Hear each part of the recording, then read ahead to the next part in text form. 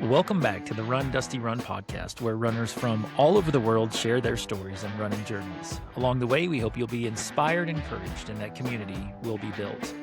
Today, we have a guest with us. He comes all the way from Colorado, Dan Yoder. Dan, thanks so much for joining us today, man. Hey, thanks for having me. You bet. Well, Dan is a former Kansan from Dodge City, where we live, but now makes his home in Colorado. And so excited to hear how that story all transpired and all that entails. But Dan, first, we've got to put you on the hot seat here with the icebreaker round. So I've got a few Okay, questions for you. You ready? I guess. All right.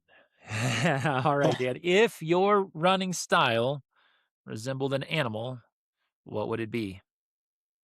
I don't know. Say Labrador. Do I need to say why? All right. Yep, absolutely, man. We got to know Okay, well, why. okay, let's see. Because I can still get up and go, but I don't do it as much as I used to and still like to relax a little bit. All right. All right. Biggest waste of money in the running world today. What is it?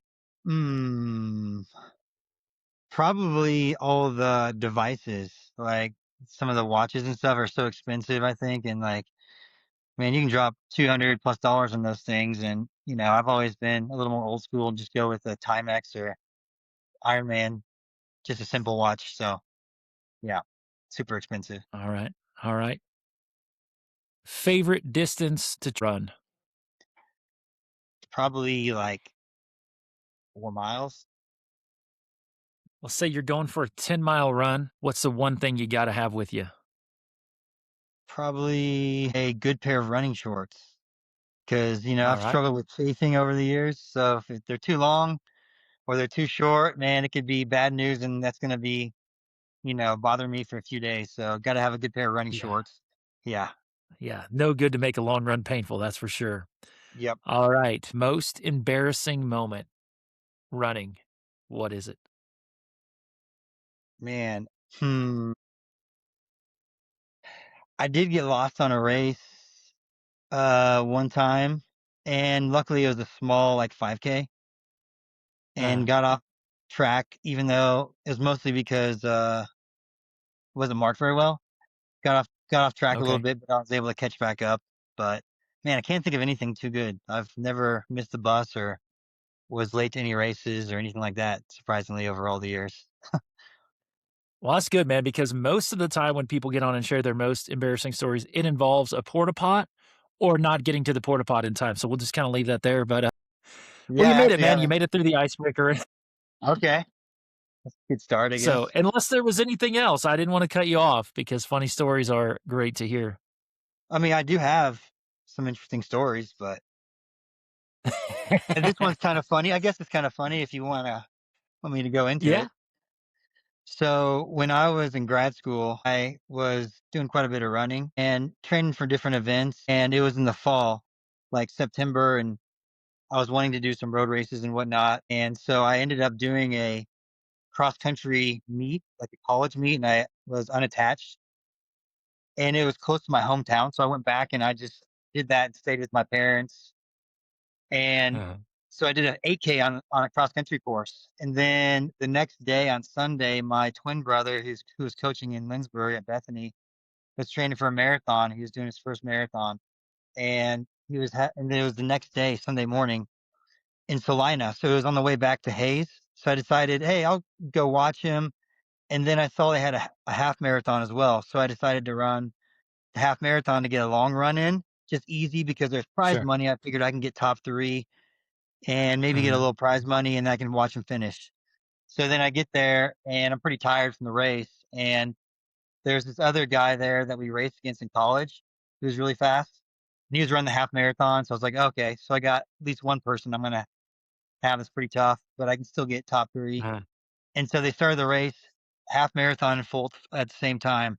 And Aaron and Tim, this other guy, took off, and I kind of sat back because I was tired. And, I was maybe going like 6:30 pace, and they were probably going like under six pace. And I was just keeping my eye on Tim to see where the cutoff was for the half marathon because there's a cutoff for that. And then the marathon kept going Uh-huh. outside of town another like 6 miles. And I was just watching Uh-huh. Tim and looking for the signs, and we're starting to go outside of town a little bit. And I just passed mile number 6, and I could see Tim and Aaron up ahead. And I was thinking to myself, this is a half marathon. The next mile marker is number 7. That's more than 13.1 miles. I was like, is this the wrong Yeah. course? So I get to the water station and I was like, is this the marathon course? And he's like, yeah. I was like, oh my gosh, I'm so tired. And then I was worried about turning around and then running an extra 2 miles and not getting top three.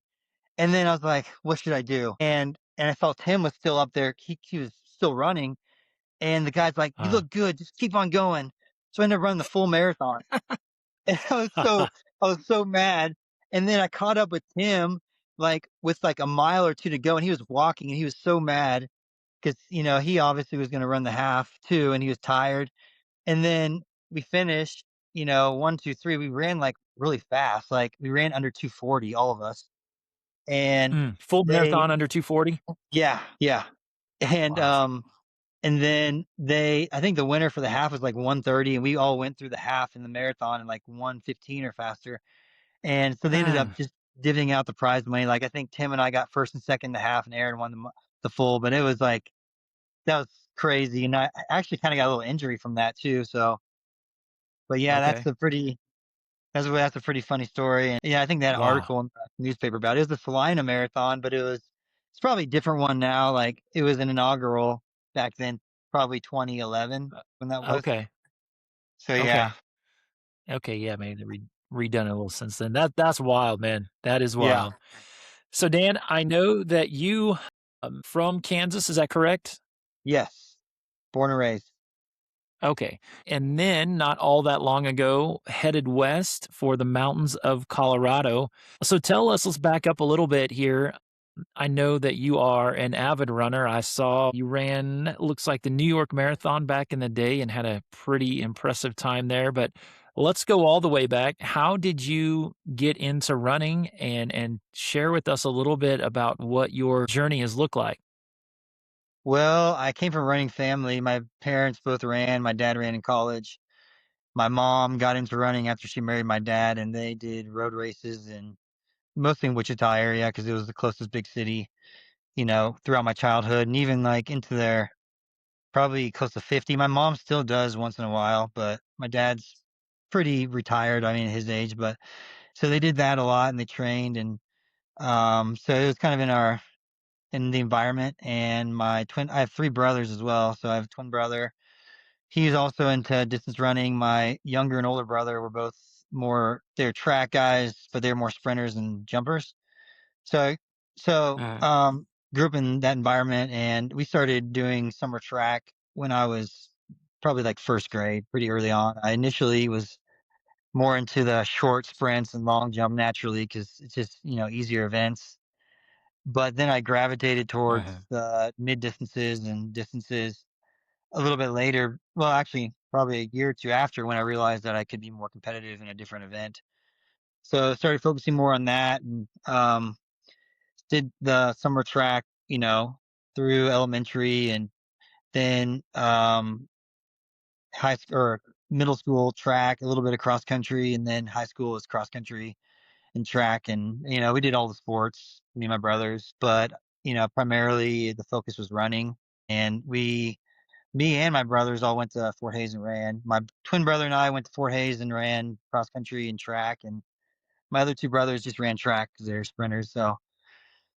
So yeah, that was mostly my collegiate high school career, and then after college, I continued to run and did so till about my mid-30s. Actually, that New York City Marathon was one of my last races. I've kinda gotten out of it over the years, had some injuries and Okay. stuff, and we can talk about that, but, I was pretty competitive for probably about 25 years.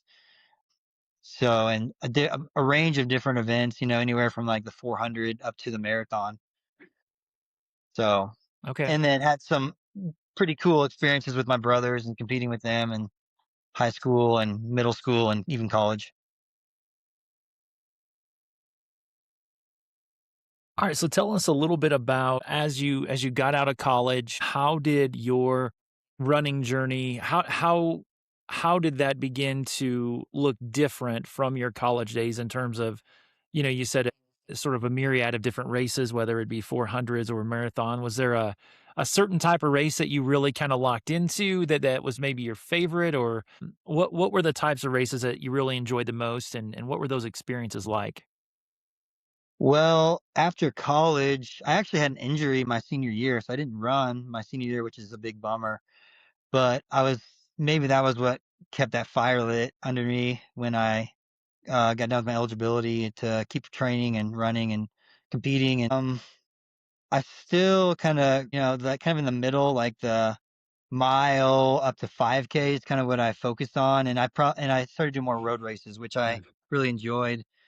Um, and there's, lots of those, you know, especially like, Wichita or even in Southwest Kansas, there's plenty of those to choose from, but a lot of 5Ks because those Uh, are the kind of the main distance you have with road racing. But then I jump down to like a mile or a 2 mile. I'd even go into in the spring. I For several years I would compete unattached at college track meets, and I would do mile or okay. 15, 800, 400, 4x4. And then I jump up to, even like half marathon or 10K once in a while. Typically in the fall, I would do the longer races and the road races. In the spring, I would do like a little bit shorter, kind of mid distance type races. And in the wintertime, I'd take a break Okay. because I coach wrestling too. So I was always busy with tournaments on the weekends. Right. Yeah. Right. So, in terms of the marathon, I know you said that New York was one of your last marathon races. How many of those have you ran, and what were your experiences like during that time frame of your running journey? It was just the two. So the one I described in the story, that was the first Okay. one. That was kind of a surprise. The And inadvertent one? then Okay. And then New York was my second one, my other one. So I've only done 2, and that's probably about all I'd ever want because it's pretty unforgiving to do marathons, and maybe the Sure. worst part is the training. But the experience of New York City was amazing. Maybe one of the highlights of all my races, just to go and run through all the 5 boroughs of New York, and, the lead up to it was crazy, and then the whole the training block, that was also just a whole thing in and of itself because I'd had an injury the spring before, and I wasn't sure if I'd be able to run it. And I had this entry that I'd worked for because I had to run a half marathon. I qualified off of time. So I ran a half marathon and I got the time to enter. And then I was able to get in, and it's not cheap. Marathoning's not cheap. You probably know. I mean, it's a pretty expensive sport. I think That's it's like a $300 that's entry. true. It's like, man, I want to maximize this. And I was also kinda having some nagging injuries, and I was actually to the point where I was thinking about kinda slowing down on the running because it's pretty exhausting when you teach and coach and to get those runs in early in the morning. And so I'd had, several years of competing, and I was just thinking, "I gotta get this one in and do the best I can." And so I was able to I took some time off and I started training for it, like, in July. I was on a trip in Peru, and I remember thinking to myself, "Man, I gotta start running because I gotta, build this up so I can, run decent at New York." So I remember starting running. I'd taken a couple months off, and I was in Cusco, Peru, at like 12,000 feet elevation or whatever it is. I was starting just 1, 2 mile runs, and it's just like the worst place in the world to run, I think, because it's the elevation. There's like no trails, and I've never seen so many dogs in my life. Like, they're dogs, there's, like, multiple dogs on every street, and they're not chained up, and they're not used to runners because 'cause I'd start running, and they'd start barking, and then more dogs would come. So anyways, I was able to kinda build up and, Oh, at first I was just thinking, "I just wanna be able to finish this." And then, the training was consistent, and then I just kept building through the fall, and then I ended up, going in pretty good shape. And, like, the the morning of was crazy because you wake up early and then you walk to the bus stop and there's just people everywhere. And I wake up early, uh, hydrate, get a little food in me. And, I kind of looked at the map and stuff, and like the bus route said it's up to an hour. Just curious how long it took. It's like 10 miles. And I remember passing like uh, some porta potties on the way to get in line for the bus. and thinking, "Should I go in there and just use the bathroom real quick?" And I was walking with this guy I met, and I decided, "No, it'll be fine." And our bus, for whatever reason, took forever. It took like 2 hours to get there. I had to go to the bathroom so bad, and I had Oh, to pee so bad. And then we get there finally, and I was like, I remember reading on the thing like if you get caught peeing like in a bush or something, they can disqualify you. So I'm not coming all the way out here to get disqualified. So I get into the facility where with all the porta potties, and the lines are huge. Like uh, so, it's like waiting. So like it was like yeah. the worst. Like that was so hard to to go through. I had to go to the bathroom so bad, and then I had to wait for like another 40 minutes to get in line. And then as soon as I got done, I got back in line again, and then I almost missed my entry because, there's people everywhere. Oh, But once the race started, it was good, man. It was like I was so locked in. I don't think I said a word, and it was so cool running through New York, and the weather was nice, and you know, it was just pretty crazy experience. Like going through, like coming down the bridge. Can't remember all the bridge names into Manhattan, and like the bridges were so long. This was like a mile long at least, and you kind of go up at an elevation, then go down, and I could just hear the crowds of people as I'm coming down. It was just such a rush, and my parents were there, and my twin brother, and I was able to finish without walking. The last 2 miles were pretty tough, but it's a pretty awesome experience, and I'm glad I was able to do it and to line healthy and finish it. Yeah, and not only did you finish it, you absolutely crushed it. 2:39, is that correct? yeah, yeah. 2:39. My goodness. Yeah, My goodness. Well done. thank you. So, for those who don't know, Dan, you were, as you mentioned and alluded to, you were a coach and teacher here in Southwest Kansas and Dodge City. I know you actually taught across the hall, I think, from my wife even. And so, Yep, that's right. but not all that long ago, you headed west to Colorado, and now you find yourself in the mountains. So, tell us what running looks like now compared to what it used to for you. Well, I will say the weather is a lot nicer here without the wind and the humidity. I see why people want to Uh-huh. move to Colorado, not just for the altitude and the trails, but also for just it's a little bit more mild climate, I'd say. And like I said, I think I told you earlier that I kind of got out of the competitive running earlier or a few years ago. And just for like anymore, it's more just running for longevity and like working out for longevity. Like I had a good run for like 20 some years. And, for me, what really kept the fire lit was like the competitions when it came to running. It was Yeah. maybe even somewhat of a love hate relationship. Like I said earlier, like I said initially, I initially wanted to be a sprinter and a jumper, but then I gravitated towards events that I thought I could be best at, and like that, the competition and the racing, and also just satisfaction of completing workouts and races is what kind of drew me in and kept me going for a while. But anymore, I go on runs. I got some trails close to my house, and I actually live right across the street from our school. So like, there's a track. I literally cross the street, and I have a track I can run on. And I've kind of gotten more into the lifting and biking and stuff like that. Then I might go on a 1 to 2 mile run real quick and just make sure I get my workout in every day. But haven't been quite as competitive. But I will say that the running environment's pretty nice out here, super deep. There's lots of running and races, and like, as a cross country coach, like the meets are also amazing and deep too, and the venues and stuff are Yeah. awesome. So I kind of wish that I was here when I was running a lot more and like younger, and could Yeah. take advantage of it a little bit more. But it is what it is, and I just have kind of gotten out of the competitive scene a little bit over the last few years. Yeah. So Yeah. So for someone like yourself who obviously is super gifted, because a lot of us like to run, but we're not gifted at it. But for someone as gifted as you are with running, how do you, you mentioned earlier that the competitiveness, the competition, sort of sparked the fire a little bit inside of you. And so, what is it now? How do you keep that fire going now that you're a little less into the competitive scene and more, I guess maybe if the term is fair, recreational? Because again, in our listening audience, we have a lot of folks who are maybe trying to decide if they're gonna run their first 5K, and they're certainly not doing it from a competitive standpoint, but just a wellness standpoint. What is it that keeps you going now that you're a little more out of the competitive scene? Well, I think I just need to start my day with a workout and just push my body a little bit, whether that's on a run or even lifting or on a bike ride or getting in a sauna.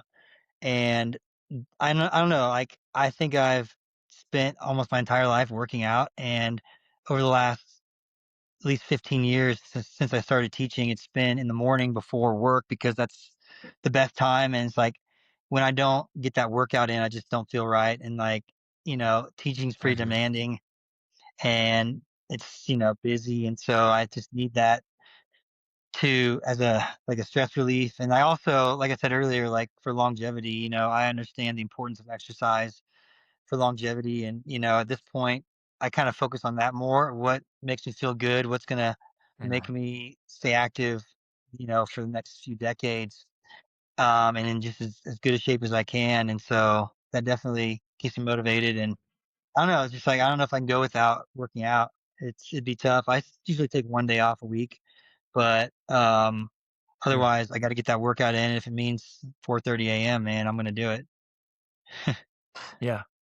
Yep. Well, Dan, as both a teacher, but and as a coach as well, is it fair to say that it's important for you as a leader, as a teacher, coach, and for really all of us who are in leadership positions to make sure that we're modeling a healthy lifestyle and what that looks like for those who are following us and your students as well? Oh yeah, absolutely. For sure. I mean, that's something that I try to, kids that go off for cross country and other sports, one of the things to try to do is to get them to where they can do it, throughout their life and beyond high school, and I hear you. make it a habit. And it's a good habit. There's lots of issues with, the mental health and stuff, and exercise is, one of the best ways to combat that. And great way to have balance in your life as well. And so think that's important to have some role models like that. Kids don't have that at Yeah, home, so absolutely. Absolutely. So, with obviously, it's no secret back here in Dodge City that you were an incredible role model and inspiration for a lot of your students and athletes alike. And I'm sure nothing's changed in Colorado. But who have been some of the biggest inspirations along the way for you in your running and just your physical fitness journey? probably my parents. I mean, they were, always out there getting their workouts in, runs. They ran a farm and they worked full time. They, hardly ever watch TV. They're so busy and productive, and um, growing food in the garden and all that stuff. And so certainly they were the, big inspirations. My mom would, gosh, she would wake up at like 3:30 every morning and work out and then go work a 10 to 12-hour shift. And we had a dairy too, so they milk cows, and we're very productive and busy people. And that was obviously they're obviously good role models as far as working out and a lot of other things. Other ones, I mean, like, you can't grow up in Kansas as a distance runner if you're my age or older and not know about Jim Ryan.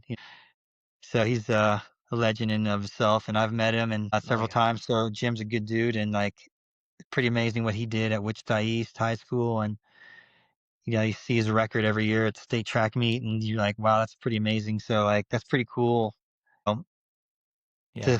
to see someone like that from Kansas and how and what he accomplished on the track. So, and then really Kansas in general has a lot of good runners, has a really a really big history of amazing distance runners, especially in the 1900s. Even Southwest Kansas, you've got Glenn Cunningham, you've got Wes Santee, you got, KU's had a lot of really good runners. Billy Mills was you know, Uh-huh. Olympic gold medalist. I mean, so list goes on. So there's a lot of good runners Yeah. I've kind of got to know over the years from Kansas and Kansas history. So, yeah. So, Dan, what this is kind of a two-part question here. What would you say is something that runners need to get right, but most often go about it wrong? Probably the training. Honestly, I think that there's this I mean, if they're new runners, I think a lot of times they might overtrain, especially if they're younger runners. See that a lot as a coach, they overtrain, they don't take their easy days easy enough, and they also Yeah. don't give themselves adequate breaks. I think it's important to take some time off after a long season of especially with a lot of racing. Give your body a reset and then start to progress. And like it should be, having a progression, not going all out, right off the bat and then easing off. It should be more of a progression. So just like that and listening to their body, or just listening to their coach, I mean, I've seems like there's always some kids that just want to go, go, go all the time. And like, you got to tell them to put the brakes on a little bit and sometimes put them on a leash and just listen to the coaches and let it be a long term thing because aerobic development is very much long term, but the most important thing is consistency and staying healthy. So, Yeah, it's interesting how, in fact, just last week we had Coach Buck Bulmer oh on yeah, the podcast and even yeah, and even my running coach as well. It just seems to be a very common theme among runners really of any age, and it's really interesting that we keep seeing this taking easy runs easy, and I am probably the worst among us about that. But and then also making sure that that we value rest the way we should, and I know, someone of your caliber of running and just the longevity of the running career that you've had, rest is such a critical part of it, and I think maybe the fear is, well, if we take too many days off, we're gonna lose our fitness and start to overthink that a little bit. yeah, and I can speak personally because there are periods of time, especially in college, where I definitely overtrained and like it probably cost me an injury. So like that was kind of the Mhm. competitive side of me. Like in college, I Yeah. was, you know, competitive enough and I was almost always kind of riding that line between, training as Mhm. hard as possible and then getting injured. And because I wanted to just, I was shooting for All Yeah. American and all that stuff. And I got injured a couple times and so like, that kind of cost me. And so like I can say like I've dealt with that before. So and like as a coach, like Yeah, one of the for things sure. I'm probably a little more on the conservative end with kids because I even if they are slightly undertrained, I'd rather that than them to be injured because if you're injured, then there's nothing you can do. If you're a little bit Right. undertrained, that's probably fine. So, Mhm. yeah. Yeah, that's a great point. Great point. So Dan, at this point in your life and in your running career, still very active clearly, but also on the coaching side of it as well. What is it that excites you the most right now? Like what do you get when it comes to running? What is it that excites you the most? Is it in particular from coaching? Coaching in particular? Anything. Yep. I I just like seeing kids PR and just have success and like I got a girl this year that first year runner. She's from Ethiopia, and you probably think she's from Ethiopia. She must run a lot, but a lot of them that come from the big cities don't have sports opportunities. And I was able to get her out for cross Mhm. country, and she's completely new to it. And the only reason I did is because I had her in class, and I was just on her like every day for the first couple days. Uh, Yeah. and then I was worried she's gonna quit because like our first meet, it was like a week after practice started, and she just started running, and it was like 100 degrees outside and I told her, I just want you to get to the first mile. I said, we run 5K. So, and then once you got to the first Mhm. mile, I go, let's get to the second mile. And she actually didn't quite get to the second mile. And like, she looked really good at the beginning, but she took off too fast. And then I just said, okay, you can drop out. I wanted them to preview the course because it was the same one we had at our conference meet was the same course, like a month and a half later. And I wanted them just to preview it.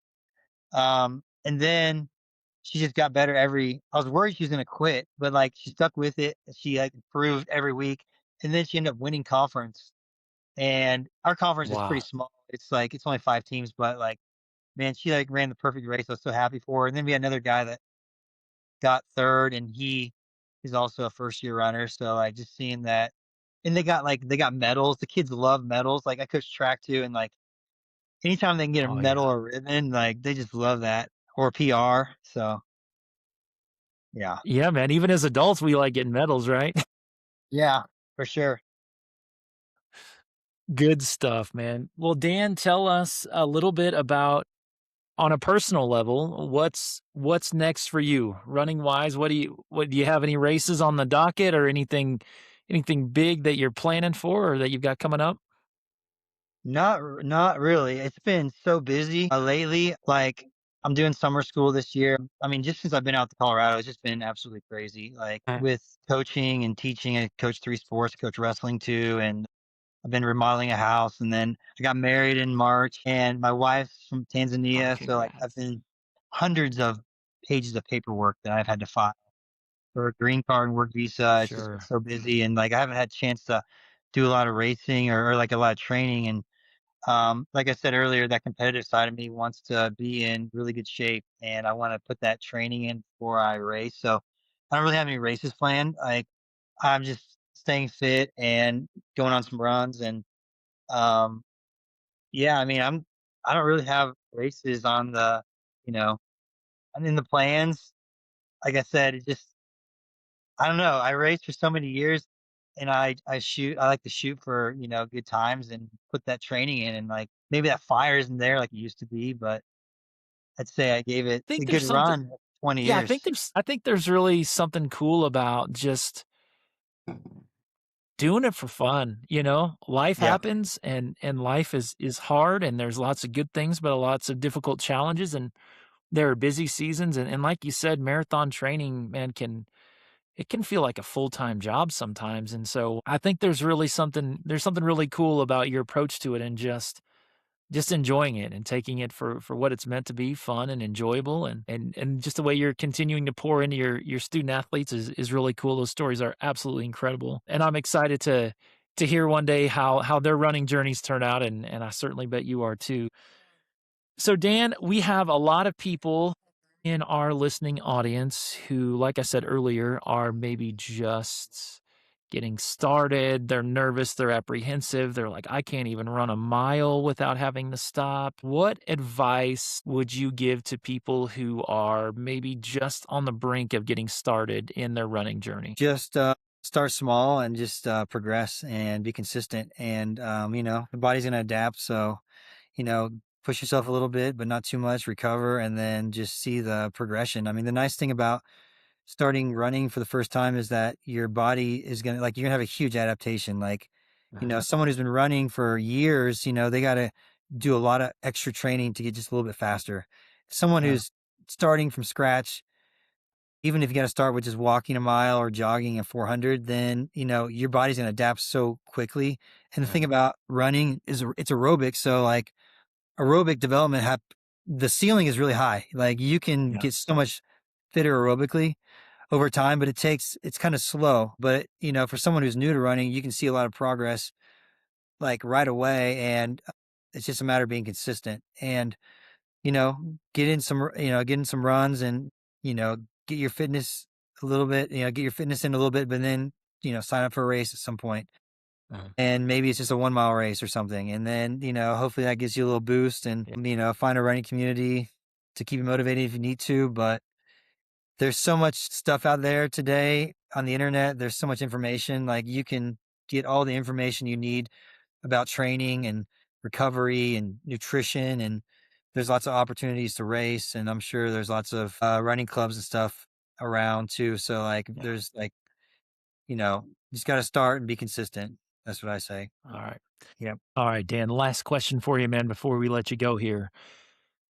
As a flatlander from Southwest Kansas or from other parts of the country, and we're coming to Colorado to go for a hike, maybe to go for a little run, trail run,